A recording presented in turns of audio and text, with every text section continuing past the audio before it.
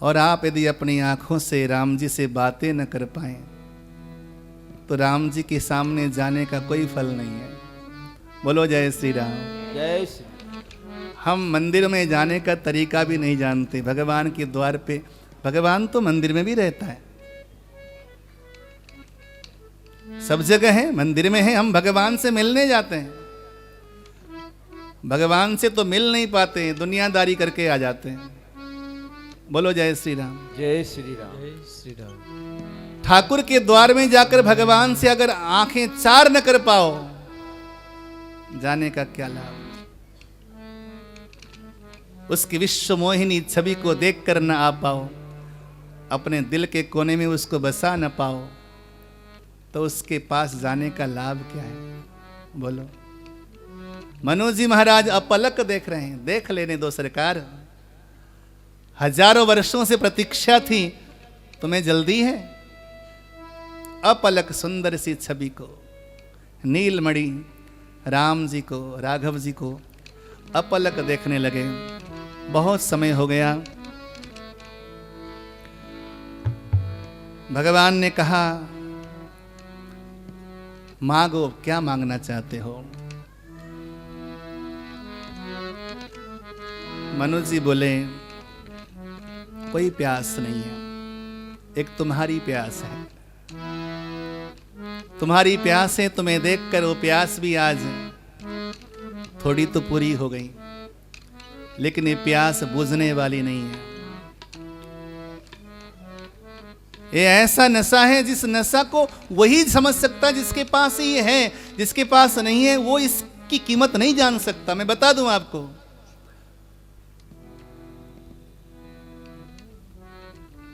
किसी भी बहुमूल्य मणि की कीमत कोई जौहर ही समझ सकता है। अभी हम आ रहे थे, रास्ते में यही बात हो रही थी। दुनिया में खजाने की कमी नहीं है, अभी भी बहुत सारे मणि माणिक की धरती पर बिखरे पड़े हैं। कमी है तो किसकी है? कोई अच्छे जौहरी की कमी है। ये धरती सस्य श्यामला है, ये जितनी मणियां यहां से निकालोगे और ज्यादा श्राविणी है और रोज पैदा करती है धरती, लेकिन कीमत जौहरी की होती है, मणियों की कीमत नहीं होती है। मणियां धरती पर पड़ी रह जाएंगी यदि कोई जौहरी वहां से निकलेगा नहीं, गुजरेगा नहीं तो। वस्तु की कीमत नहीं है, उस वस्तु को परखने वाले की कीमत है। कबीरदास जी का छोरा, कबीरदास जी का बेटा, कमाल नाम था उसका, बंदा भी कमाल का था। आप राम राम की महिमा बताते हो, राम नाम की महिमा बताते हो, राम नाम की महिमा है क्या? कबीरदास जी प्रैक्टिकल व्यक्ति थे। बोले कि तुझे उसकी महिमा बाद में बताऊंगा, पहले सामने वो पत्थर पड़ा है, उस पत्थर की कीमत लगा के आ बाजार में जाकर। बेचियो मत, बस कीमत लगाना, ये पत्थर की कीमत क्या है। वो पत्थर लेकर कमाल निकला है घर से बाहर। सामने सब्जी वाले की दुकान थी, उससे कहा भैया इस पत्थर के बदले क्या दोगे?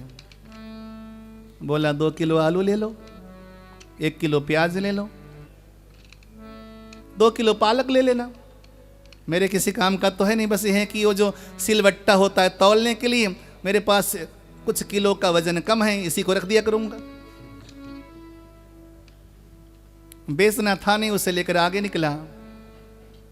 गल्ले की दुकान थी, राशन की दुकान। बोला भैया इस पत्थर की कीमत में क्या दोगे? सुंदर सा पत्थर लग रहा था, सोचा दुकान में सजा के रख दूंगा। भैया 10 किलो गेहूं ले लेना, 10 किलो चावल ले लो, पत्थर ही तो है, थोड़ा चमकदार है, बस कोई विशेषता तो है नहीं इसमें। बेचना था नहीं, वहां से आगे बढ़ा तो किसी सोनार की दुकान थी, सोने चांदी का काम किया करता था। उससे पूछा भैया इस पत्थर के बदले क्या दोगे? सोनार था, अपने सोने के आभूषणों में वो बहुत सारे मणियां जड़ दिया करता था, उसको कुछ उसकी कीमत थोड़ी बहुत तो मालूम होती है सोनार को। बोला भैया ये तो काफ़ी कीमती पत्थर लगता है, इसको जब काटेंगे तो काफ़ी अच्छे टुकड़े निकल आएंगे इसमें से, तो बहुमूल्य लगता है, भैया 1 किलो सोना दे सकता हूँ। हाँ, वो 2 किलो आलू दे रहा था उसके बदले, 10 किलो चावल और गेहूं दे रहा था, और ये क्या दे रहा है 1 किलो। लगता है बड़ा कीमती है। और आगे बढ़ा तो कोई जौहरी था जिसके पास केवल डायमंड, पुखराज, पन्नग, नीलम, बहुमूल्य मणियों से भरा हुआ खजाना, और उस दुकान में प्रवेश करता है। कमाल, जाकर पूछता है भैया इस पत्थर की कीमत क्या है, इसके बदले क्या दोगे। जौहरी की पहली बार नजर पड़ी उस पत्थर पर, जौहरी अपने आसन से खड़ा हुआ और जाकर उसके कदमों में गिर पड़ा। हे दैव, हे राम, ये अमूल्य पत्थर है, अनमोल पत्थर है, ये इतना अनमोल है कि मैं अपनी दुकान का सारा सामान तुमको दे दूं। ये सारे पुष्पराग, ये सारे पन्नग, ये सारे नीलम, मणियां, मोतियां अगर तुम्हें सौंप दूं तो भी मैं इस पत्थर की कीमत नहीं दे सकता। इतना अनमोल है ये, बहुमूल्य है ये। कमाल वहां से लौट कर आया। कबीर ने पूछा क्या समझ में आई बात। बोला पिताजी वस्तु की कीमत नहीं है, उसको परखने वाले जौहरी की कीमत है। यानी कि राम नाम की कीमत भी जैसे लोगों के पास जाएगा राम नाम, उस राम नाम की महिमा उतनी ही बढ़ती जाएगी। यदि सामान्य गंवार के पास यदि राम की महिमा जाएगी, राम नाम जाएगा, तो उसे लगता है कि ये तो सामान्य चीज है। कभी सत्संग किया नहीं, कभी महान पुरुषों का संग किया नहीं, तो राम की महिमा क्या जाने। महिमा वो जान सकता है जिसने जीवन में सत्संग किया है। जौहरी वही है। भगवान की कीमत तो केवल भगवान का प्यारा भक्त ही जान सकता है। आज भगवान सामने आए हो, दानी शिरोमणि कृपा निधि, नाथ कहूँ सती भाव, चाहूँ तुम ही समान सुत, प्रभु सन कवन गुरा। प्रभु मैं आपका जैसा बेटा चाहता हूं, बेटा नहीं चाहता हूं, आपका जैसा पुत्र चाहता हूं। अब बताओ भगवान जैसा दूसरा कोई है दुनिया में? ये भक्त भगवान को फंसा देते हैं कई बार। एक समय एक व्यक्ति बड़ा दुखी था, गुरुजी के पास गया तो गुरुजी ने मंत्र दिया, इस मंत्र का जाप कर ले, ब्रह्मा जी खुश हो जाएंगे। मंत्र का जाप करने लगा, ब्रह्मा जी प्रसन्न हो गए। अच्छा, व्यक्ति के मन में चाहत तो बहुत सारी थी, मांगूंगा क्या क्या। ब्रह्मा जी बोले ज्यादा सोच मत, केवल तू 3 वरदान मांग सकता है, चौथा नहीं। टोटल कंफ्यूज, 3 में सब कुछ तो आता नहीं है ना। आता है क्या बोलो? 3 वरदान में सब कुछ नहीं आता ना। बोला 3 में क्या क्या मांगूंगा, लेकिन बड़ा बुद्धिमान था। बोला पहला वरदान ये दीजिए प्रभु, पैसा नहीं है, पैसा दीजिए। और दूसरा वरदान ये दीजिए कि अभी तक शादी नहीं हुई है, शादी हो जावे। अब वो कंफ्यूज हो गया, तीसरे में क्या क्या मांगूं? बच्चा भी चाहिए, लंबी उम्र चाहिए, आरोग्य चाहिए, मान सम्मान चाहिए, इज्जत चाहिए, दुनिया भर की चीजें चाहिए। तो दिमाग लगाया, बोला तीसरा वरदान ये दीजिए कि जब चाहूं आपसे 3 वरदान और मांग लो। जब चाहूं आपसे 3 वरदान।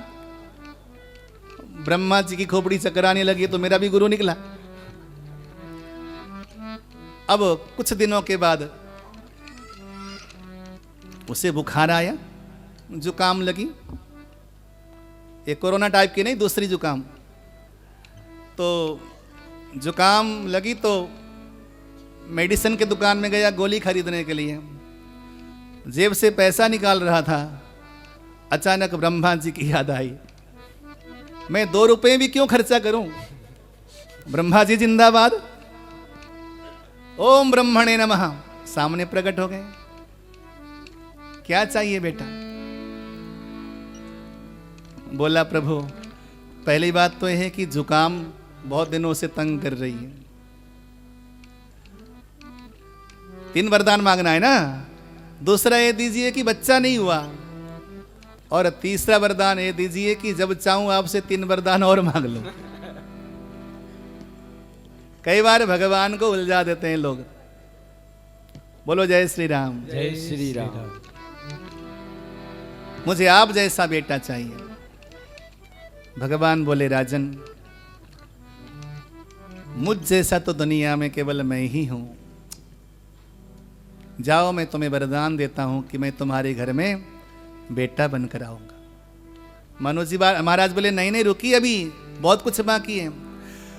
बोले, हे भगवान, मेरे घर में बेटा बनकर के तो आना है, मुझे वात्सल्य सुख तो आपने देना ही देना है, लेकिन आपसे एक निवेदन और है। बोले, क्या निवेदन है?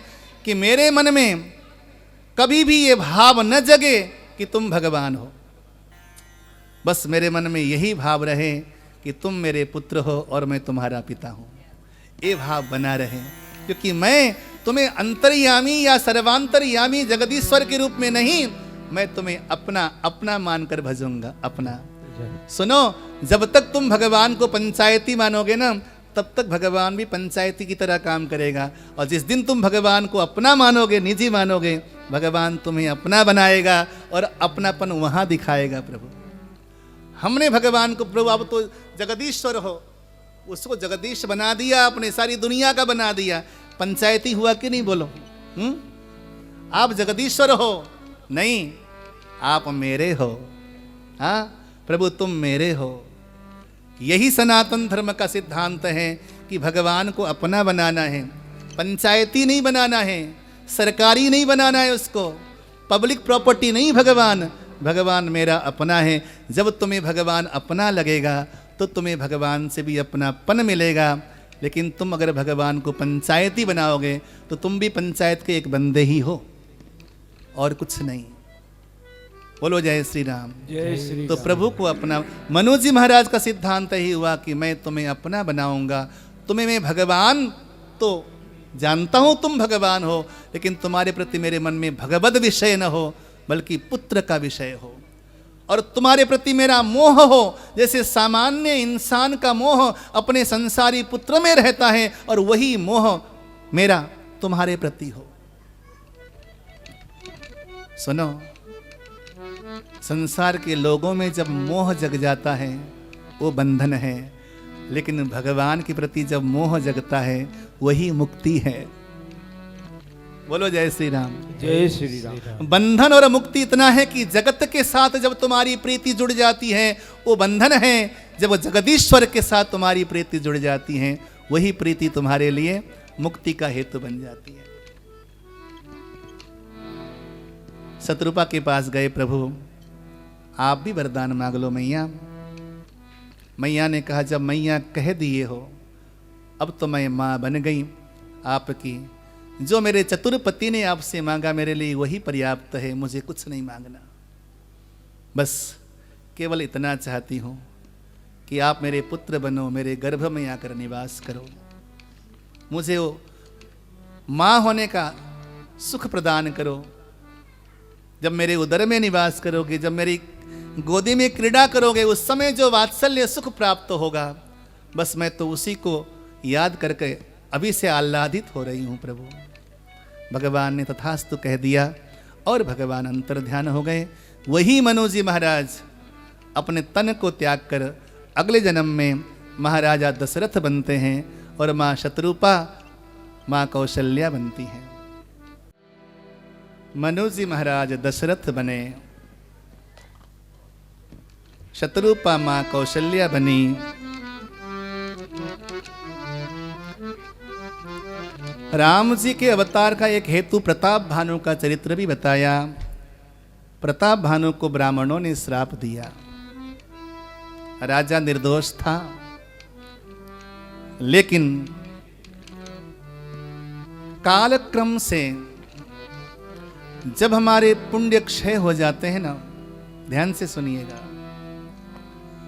जब हमारे पुण्य क्षय हो जाते हैं तो हमारे आसपास का वातावरण भी हमारे विपरीत हो जाता है, विरोध में हो जाता है। इसलिए जीवन में पुण्यों का संचय करो, पुण्य को बढ़ाओ। एक बड़ा प्यारा सा सूत्र नोट करना, जब भी आपको लगे कि आपके बहुत सारे काम रुक रहे हैं, काम बन नहीं रहे, हम उल्टा काम करते हैं। शिव जी को जल भी चढ़ाया महाराज जी, 16 नहीं 21 सोमवार के व्रत कर लिए, सब कुछ कर लिए, काम रुके जा रहे हैं। हमारे गुरुदेव महाराज कहा करते थे, जब भी तुम्हारे काम रुक जाएं, जब तुझसे न सुलझे तेरे उलझे हुए धंधे, तो भगवान के चरणों में सब तू छोड़ दे बंदे।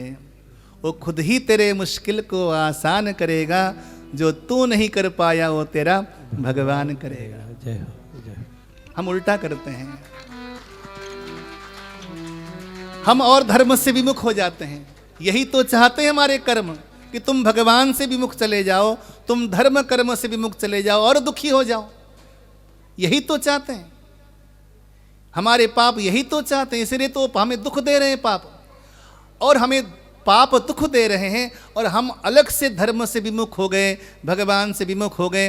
अब सुबह रोज हनुमान चालीसा पढ़ते थे, वो भी छोड़ दिया। कर लो बात, राम दुआरे तुम रखवारे, होत न आज्ञा बिनु पैसारे।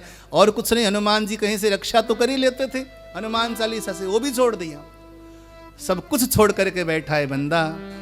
जब वो धर्म को छोड़ देता है, जब वो सत्कर्म को छोड़ देता है, इंसान तब अकेला नहीं होता कि जब बच्चे परिवार उसको छोड़ दें। इंसान तब अकेला होता है जब उसको वो भगवान को छोड़ दे या वो धर्म को छोड़ दे, वहां से इंसान अकेला होता है। धर्मोत्र माता पितरो नरस्य, धर्मः सखा छात्र परे च लोके, त्राता च धर्मस्त्विह मोक्षदस्य, धर्मेण मोक्षम लभते मनुष्य। इंसान को कुछ भी मिलता है धर्म से मिलता है। जब वो धर्म का परित्याग करता है तो इंसान अकेला होता है।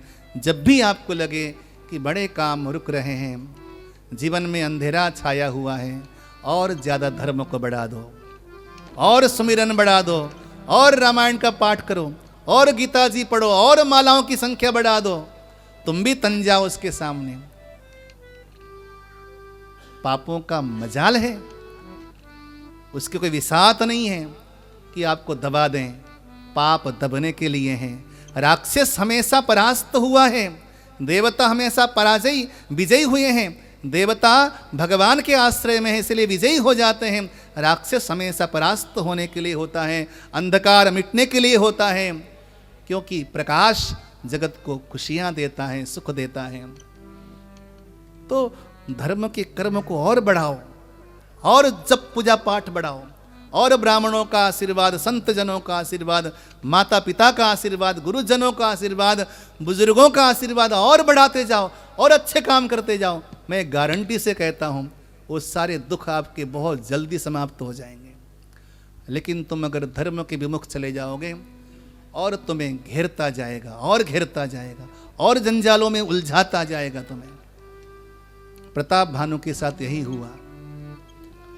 तुलसी जसी भवितव्यता, तैसी वन ही सहाय।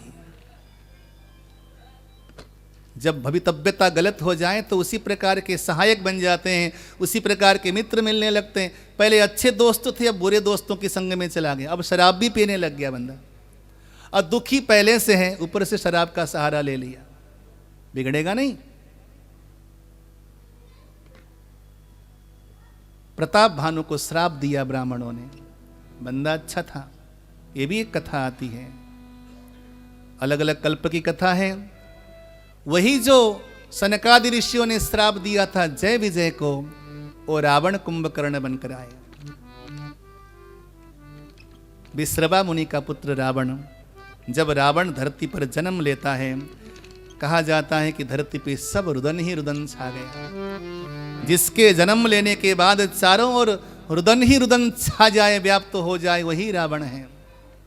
या जिसका काम औरों को रुलाने का हो। जीवन में दूसरों को हंसाने का काम करो, लेकिन हंसाने का मतलब उपहास नहीं। जो आजकल टीवी में चल रहा है ना, ये उपहास है। लोगों की हंसी मजाक उड़ाकर अगर आप ठहाके मारते हो तो ये हास्य नहीं है, ये परिहास है, उपहास है। दूसरों का उपहास उड़ाकर हंसना ये पाप है, लेकिन सहज में हंसना, सहज में लोगों को खुशियां देना, सहज में लोगों के चेहरे में मुस्कान देना, ये हास है। दूसरों को हंसाने वाले राम जी हैं और दूसरों को रुलाने वाले का नाम रावण है। बोलो जय श्री राम। रावण स्वयं रोता है इसलिए उसका नाम रावण है। राम जी स्वयं मुस्कुराते हैं इसलिए उनका नाम राम जी है। चारों ओर अशांत व्याप्त हो गया। धरती डगमग डगमग डोलने लगी। रावण के 3 भाई हैं, रावण, कुंभकर्ण और विभीषण। शास्त्रों में कुछ जगह ऐसा मिलता है कि विभीषण सौतेला भाई भी है। महाभारत में ऐसा लिखा है। तीनों बहुत तपस्या करते हैं, कठिन तप करते हैं। जब ब्रह्मा जी स्वयं प्रसन्न हो जाते हैं, ब्रह्मा जी आते हैं, वरदान मांग लो। तो रावण पहले मांगता है अजर अमरता प्रदान करो। ब्रह्मा जी बोले अजर अमरता किसी को प्रदान नहीं की जाती, रावण जन्म लेने वाले को मरना ही पड़ता है, और कुछ मांग। तो मांगता है कि संसार में मैं सर्वत्र अजेय बनूं, अपराजेय बनूं, बंदर और मनुष्यों को छोड़कर, और किसी के हाथ से मेरी मृत्यु न हो। कुंभकर्ण के पास गए ब्रह्मा जी। कुंभकर्ण ने वैसे तो लगातार 6 महीने के लिए आहार मांग रहा था, आहार की जगह निद्रा मांग ली। सरस्वती माता ने ऐसी बुद्धि भ्रमित कर दी उसकी। 6 महीने तक सोता लगातार, और 6 महीने में एक बार जगता, और एक ही दिन में न जाने कितना खाता हो। उसका नाम कुंभकर्ण है। विभीषण के पास गए विधाता, उसने हरि के चरणों से प्रेम मांगा। तीनों भाई आए।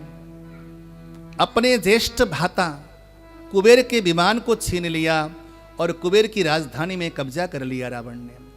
सर्वत्र सभी जगह ऐसी अराजकता फैलाई रावण ने। बड़ा ज्ञानी था, विद्वान था, तपस्वी था, सब कुछ था, लेकिन विधर्मी था। सर्वत्र अशांत और अशांत वातावरण बना दिया। धरती डगमग डगमग डोलने लगी और सर्वत्र पाखंड फैल गया।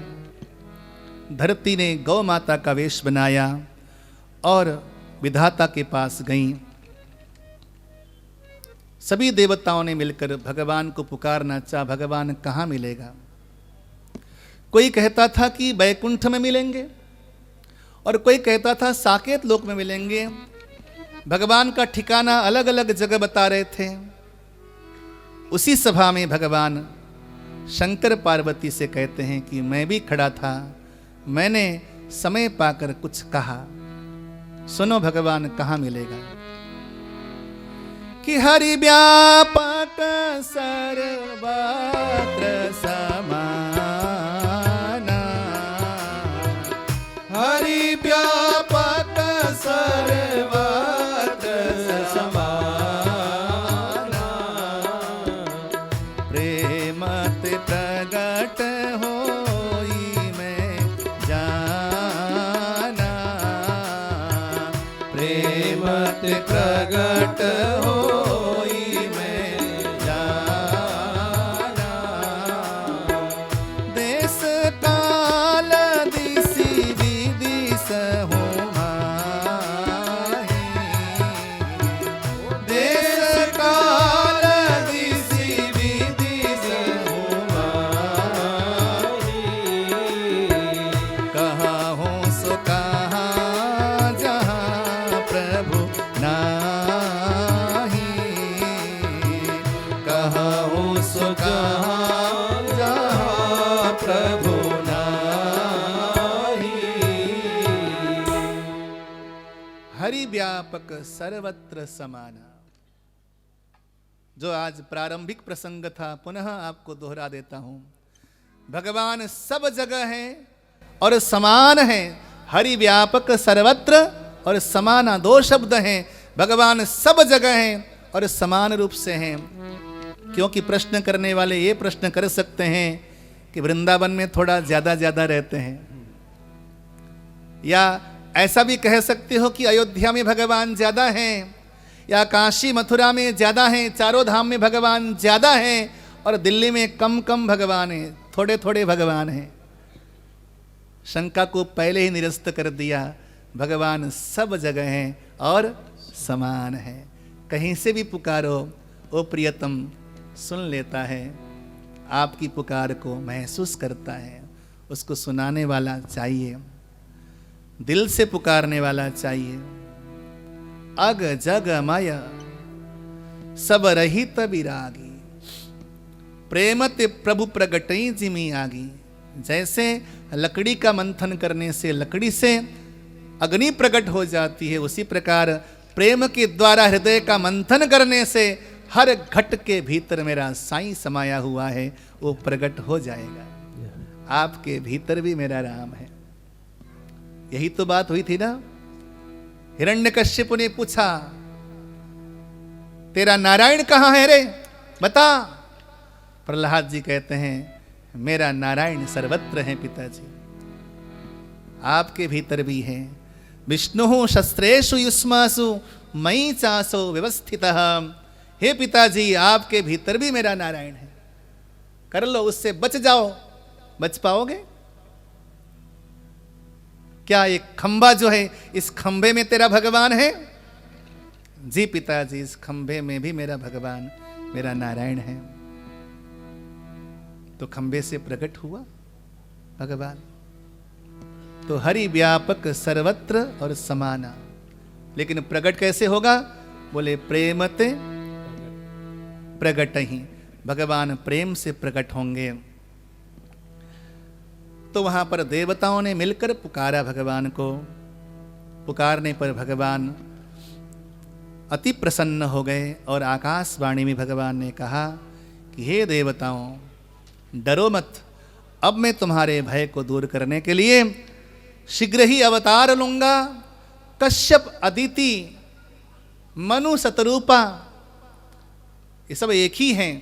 अलग अलग कल्प में अलग अलग लोगों ने दशरथ और कौशल्या के रूप में जन्म लिया है।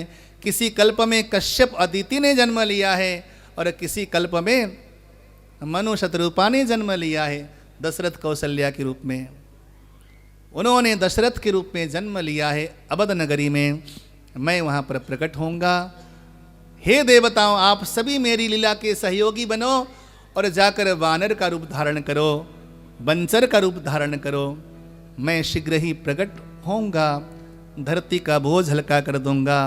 हे पृथ्वी, तुम निर्भय हो जाओ। भगवान की आज्ञा हुई। सभी देवता आज प्रकट हो गए हैं वानरों के रूप में।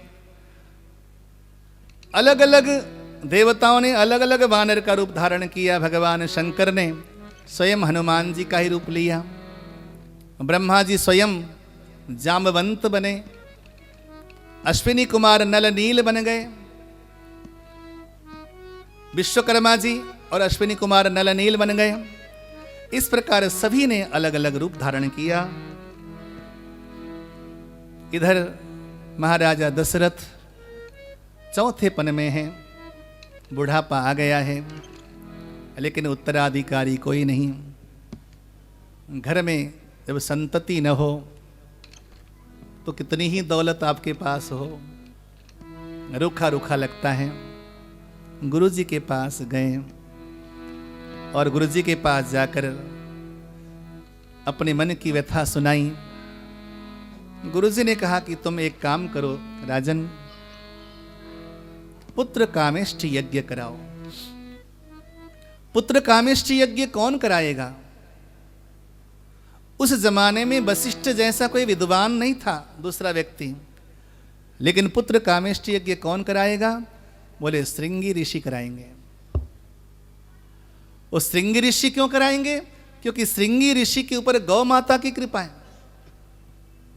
और हे राजन, तुम्हारे पूर्वजों ने भी संतानों को पाया है तो गौ माता की कृपा से पाया है। और मैं आप सभी श्रोताओं से निवेदन करता हूँ, गौ माता की कृपा से आपकी हर इच्छा पूर्ण हो सकती है। हमारी दुनिया की अल्प इच्छाओं की पूर्ति के लिए तो केवल गौ माता ही काफ़ी है, भगवान तक जाने की जरूरत ही नहीं है। बोलो जय श्री राम। जय श्री राम। और ऐसी गौ माता आज हमारी दुनिया में केवल कूड़ा खा के घूम रही है। ये गौ माता, इस गौ माता का आशीर्वाद जिसको मिला है ना, उसका जीवन सफल हुआ है राजन। और आपको मालूम है श्रृंगी ऋषि का नाम श्रृंगी नाम क्यों पड़ा? क्या इनके सींग थे? सही में इनके सींग थे। ऐसा इंसान आपने देखा नहीं होगा जिसके सींग हो। अब आप कहेंगे हनुमान जी की पूंछ थी तो श्रृंगी के सींग क्यों नहीं हो सकते? बोलो जय श्री राम। जय श्री राम। भैया ये पाँव फैला के मत बैठो। यदि आपसे बैठा न जाए तो कुर्सी में बैठना, ठीक है? व्यास गद्दी की ओर पाँव नहीं फैलाना। यदि आपसे कष्ट हो, दुख हो, कुर्सियां लगी हुई हैं उसमें बैठना। बोलो जय श्री राम। जय श्री राम। हनुमान जी की पूंछ थी तो श्रृंगी के सींग क्यों नहीं? ये जो श्रृंगी ऋषि थे ना, इनका जब जन्म हुआ था तो गौशाला में हुआ था। इनके पिताजी बहुत बड़े गौ माता के भक्त थे। गौ माता की भक्ति की पराकाष्ठा। गौ माता जहां पर सोए वहीं सो जाते हैं श्रृंगी ऋषि। गौ माता जो खाए वही खाते थे। यानी कि इन पर गौ माता की संपूर्ण कृपा गौ माता ने उड़ेल दिया था। जब गौ माता किसी पर कृपा करते, आप जानते हैं कि गोविंद इस दुनिया में गौ माता की सेवा करने के लिए आते हैं। भगवान श्याम सुंदर श्री कृष्ण गोपाल बनकर आता है तो गौ माता की कीमत समझो कि क्या कीमत है गौ माता की। श्रृंगी ऋषि समझ गए थे गौ माता की कीमत। गौ माता ने ऐसी तपशक्तियां भर दी थी कि श्रृंगी ऋषि जो कह दें वो शब्द ब्रह्मा जी की वाणी हो जाती थी। आज वही श्रृंगी ऋषि गौ माता के वरद पुत्र यज्ञ कराने के लिए आए। और सुनो, दैव योग से महाराजा दशरथ के जमाई भी थे। महाराजा दशरथ की एक पुत्री थी जिनका नाम था शांता। मां सुमित्रा की पुत्री थी। ये दत्तक गई हुई थी, किसी मित्र के घर में गोद गई हुई थी। इनका विवाह शांता के साथ हुआ था। तो दैव योग से ये महाराजा दशरथ के जमाई भी थे। इन्होंने पुत्र कामेष्टि यज्ञ कराया। सरजू नदी के किनारे 1 वर्ष तक लगातार यज्ञ चला, 1 साल तक। जब यज्ञ की पूर्णाहुति हुई, साक्षात अग्निदेव प्रकट हो गए और अग्निदेव ने प्रकट होकर के चरु दिया, प्रसाद दिया, यज्ञांत भाग दिया और कहा, राजन इस चरु को अपनी पत्नियों को खिला दो, सुंदर सुंदर 4 पुत्र होंगे। ऐसा कहकर अग्निदेव अंतर्ध्यान हो गए और उस चरु को बांटा गया। पहले आधा किया गया, भाग को आधा करके आधा भाग माँ कौशल्या को दिया। आधा बचा, उस आधे को और आधा किया।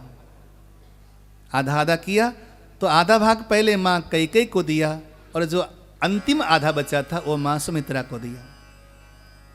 3 भाग हो गए ना। उसी समय आकाश मार्ग से गिद्ध आया और गिद्ध ने आकर माँ सुमित्रा के भाग में झपटा मारा। उस सुमित्रा माता की प्रसादी को यानी कि चरु के भाग को चुराकर गिद्ध उड़ गया। अंजना माता तप कर रही थी आंजन गांव में। किसके लिए? पुत्र के लिए। मां अंजना की झोली में वही प्रसाद डाला गया। जब डाला गया, आकाशवाणी हुई, हे मां अंजना, इस प्रसाद को खा लेना, इसके खाने से तुम्हें अत्यंत सुंदर अद्भुत स्वयं भगवान शंकर का अवतारी पुत्र होगा। मां अंजना ने खाई और मां अंजना ने चैत्र मास शुक्ल पक्ष पूर्णिमा को हनुमान जी महाराज को जन्म दिया। बोली हनुमान जी महाराज महाराज की जय। अब आइए यहाँ पर चरु बट रहा है। जब सुमित्रा माता का भाग चुरा लिया, अब सुमित्रा माता तो खाली हो गई, अब क्या करें?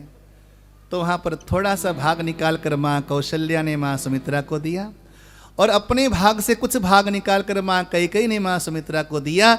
यानी कि सुमित्रा माता के पास जो दिया गया है वो दो भाग हैं, एक भाग राम जी का है और दूसरा भाग कैकेयी मैया का है।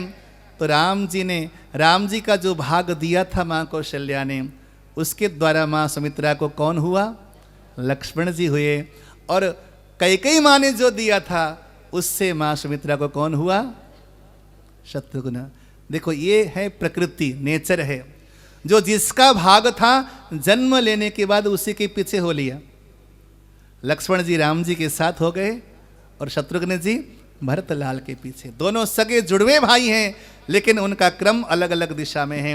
तीनों माताएं सगर्भा हो गईं और समय आ गया चैत्र मास शुक्ल पक्ष नवमी तिथि और मधुमास मध्याह्न काल ठीक 12 बजे अभिजीत लग्न में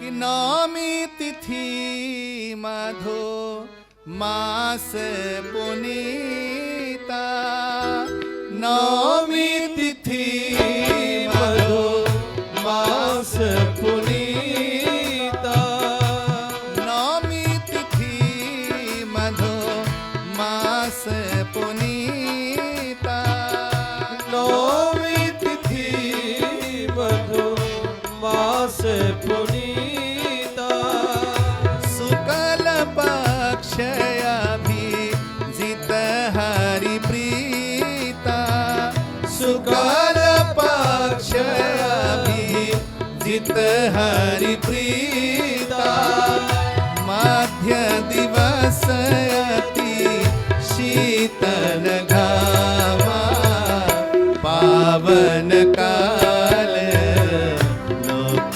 विश्रामा, पावन काल लोक विश्रामा, पावन काल लोक विश्रामा। भगवान माँ कौशल्या के कक्ष में मध्याह्न ठीक 12 बजे प्रकट हो गए। बोलिए भक्तवत्सल भगवान की जय हो। माँ ने सुंदर स्तुति करी। भय प्रगट कृपाला दीन दयाला कौशल्या हितकारी, हर्षित महातारी मुनि मनहारी, अद्भुत रूप विचारी, लोचन अभिरामा तन घन श्यामा, निज आयुध भुज चारी, भूषण बन बारा नयन विशाला, शोभा सिंधु खरारी, कह दुई कर दोरी स्तुति तोरी कही विधि करहु अनंता, माया गुण ज्ञाना तीत अमाना, वेद पुराण बनता भय प्रगट कृपाला दीन दयाला कौशल्या हितकारी, हर्षित महातारी मुनि मनहारी, अद्भुत रूप विचारी,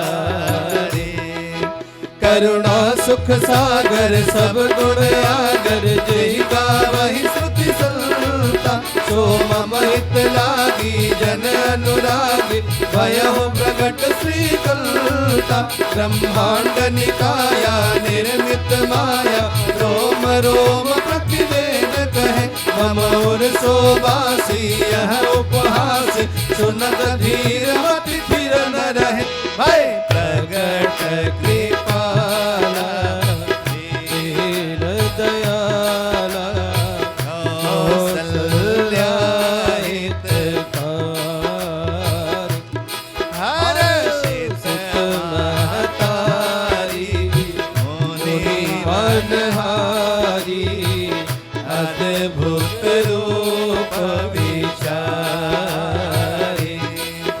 उपजा जब ज्ञाना प्रभु मुस्काना चरित बहुत विधि कीन चहे कही कथा सुहाई बात बुझाई जय प्रकार सुख प्रेम लहे माता पुनि बोली सुमति डोली तजहु तात यह रूपा की जैसे सुलीला चिलाया सुख परमानूपा सुनि वचन सुजाना रोदन ठाना होए बालक सुरभूपा यह चरित जगावहि हरि पद पाव तेन परई भव कूपा भय प्रकट कृपाला दीन दयाला कौसल्या हितकारी।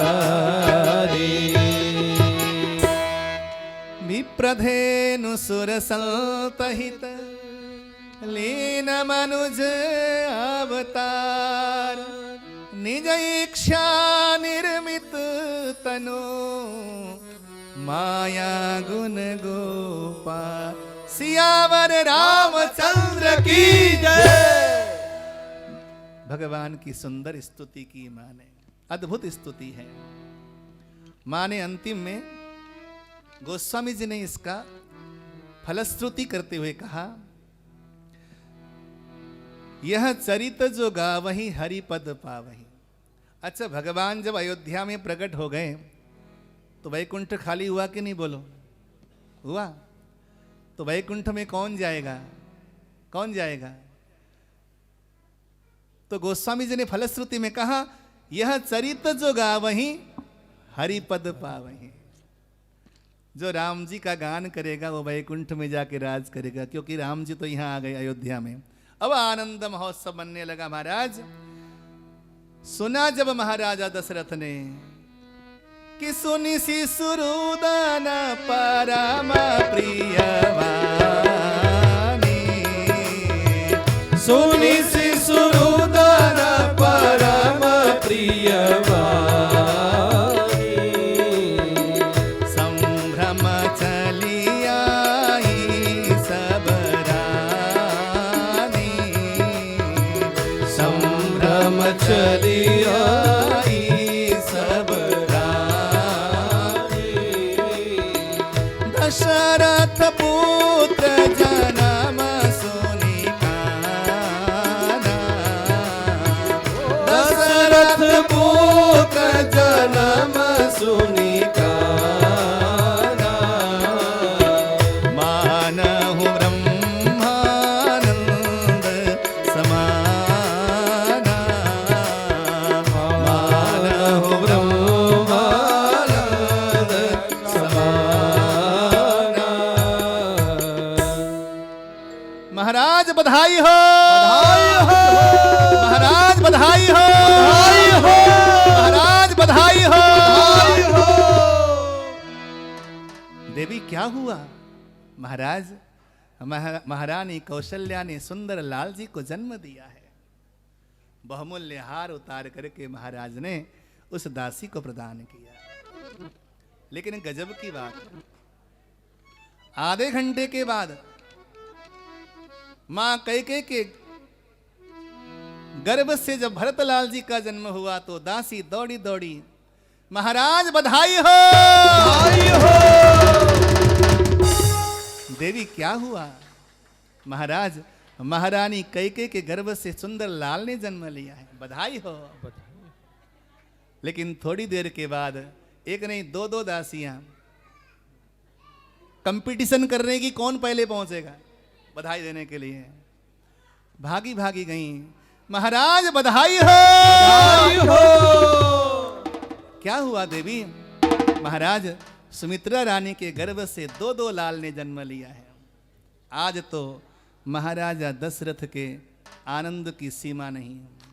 चारों ओर अयोध्या में आनंद महोत्सव मनने लगा, सब जगह धूम मचने लगा। महाराज आइए उसी कड़ी में हम एक बार भगवान की प्राकट्य महोत्सव में आनंद महोत्सव बना